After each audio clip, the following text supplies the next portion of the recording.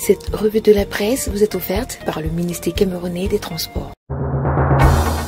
Chers conducteurs, l'excès de vitesse ou la vie, il faut choisir. L'inattention, l'imprudence, l'impatience ne vont pas avec le volant. Ceci est un message du ministère des Transports. Bonjour à tous et ravi de vous retrouver ce matin pour que nous puissions parcourir ensemble les principales unes en kiosque au Cameroun. Commençons ce matin avec le quotidien national bilingue Cameroun Tribune qui titre à sa grande une « Premier tour de CAN, promesse tenue ». La phase de poule s'est achevée hier avec les derniers matchs dans les groupes EUF et l'élimination de l'Algérie, championne en titre. Une surprise dans ce début de compétition où les équipes considérées comme les petits poussets ont tenu la dragée haute aux favoris. La compétition de plus en plus populaire va monter d'un cran avec les huitièmes de finale dès dimanche prochain. À ce stade de la compétition, les Lions indomptables vont affronter la surprenante équipe des Comores lundi prochain. Le focus de Cameroun Tribune à ce sujet est à retrouver ce matin des pages 5 à 18.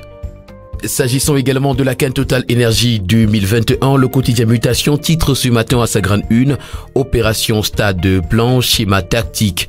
Le quotidien se propose de nous dire comment les forces vives et les municipalités se sont mobilisées pour drainer des spectateurs vers les gradins à l'occasion de la CAN 2021.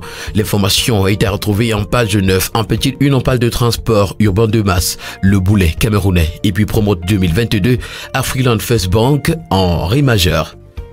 Le quotidien L'Info à chaud qui parle également de la CAN ce matin nous informe qu'après les dénonciations pelouse, arbitre, algérien, out. L'information est à retrouver en page 3. En petite une, on parle plutôt du Conseil national des évangéliques de Côte d'Ivoire vers l'excommunication du pasteur Dieudonné Kamdem.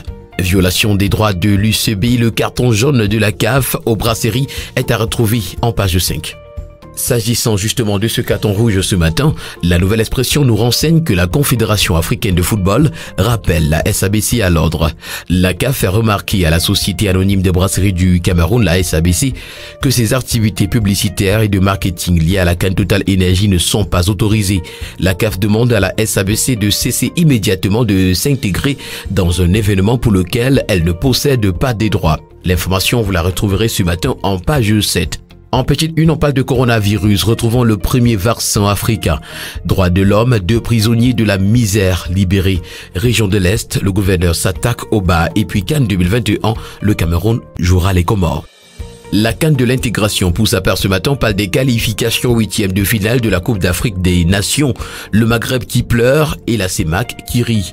L'Algérie championne en titre éliminée. La Tunisie repêchée. L'Égypte à la peine. Le Cameroun, la Guinée équatoriale et le Gabon éclaboussent de leur talent les matchs de poule. L'information, vous la retrouverez ce matin aux pages 4 et 7 du journal La CAN de l'intégration. Stade de Japon en petite une, majestueux barrissement des éléphants.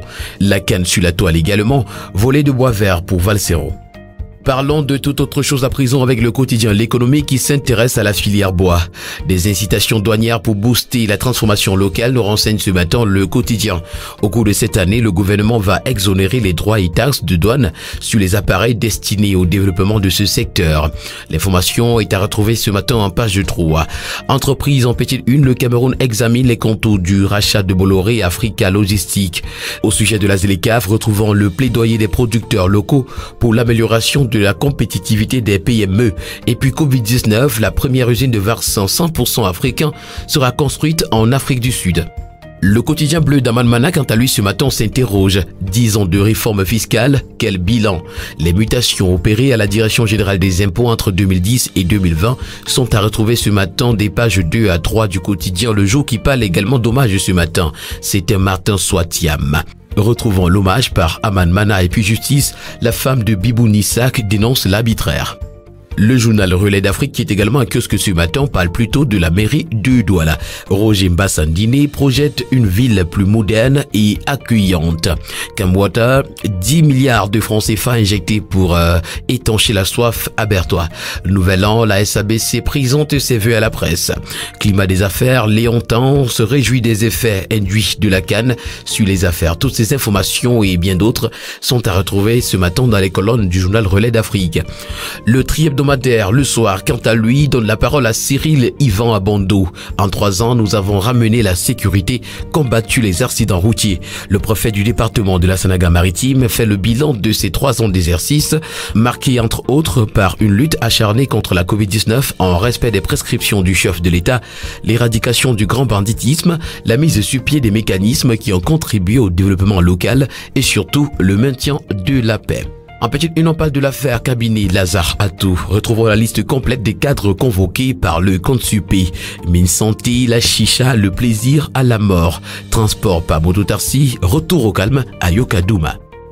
Le journal La République, pour sa part, ce matin, nous propose une enquête au sujet des menaces sur les examens 2022 de l'Office du baccalauréat et titre en grande une ce matin le virus des programmes. En petite une, on parle de gouvernance.